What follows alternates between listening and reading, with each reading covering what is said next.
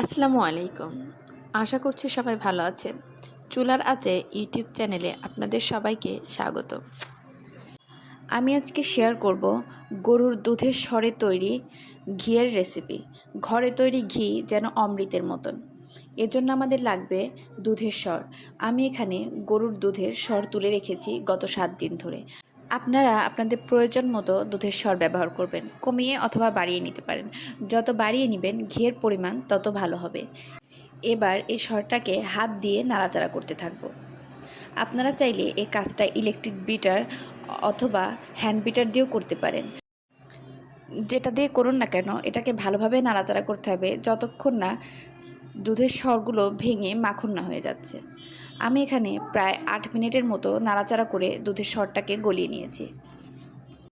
হাত দিয়ে ভালোভাবে নাড়াচাড়া করতে করতে যখন সরগুলো মাখনে রূপান্তরিত হবে তখন এর মধ্যে দিয়ে দিব নর্মাল ফ্রিজে রাখা ঠান্ডা পানি।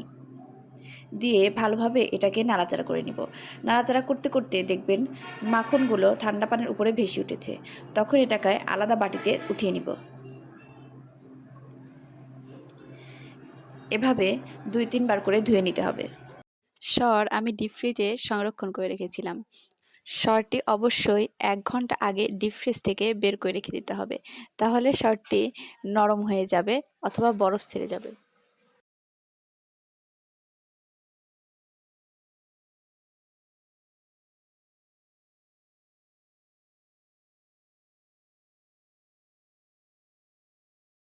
এবার একটি শুকনো কড়াইতে ধুয়ে রাখা মাখন দিয়ে দিব।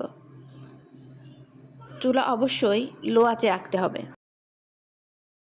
চুলা লো আঁচে রেখে এটাকে ভালোভাবে ফুটিয়ে নিতে হবে। কন্টিনিউয়াসলি নাড়াচাড়া করতে হবে। নাড়াচাড়া না করলে নিচে লেগে যাবে। আপনারা এমন একটা কড়াই নেওয়ার চেষ্টা করবেন যেটাতে লেগে যাবে না। দেখুন জাল করতে করতে ঘি অনেকটা উপরে ভেসে উঠেছে। আরও জাল করতে হবে। নিচে জমে যাওয়া মাখনগুলো যখন লাল লাল হয়ে যাবে তখন চুলা বন্ধ করে একটি ছাঁকনি দিয়ে এটাকে ছেঁকে নিব।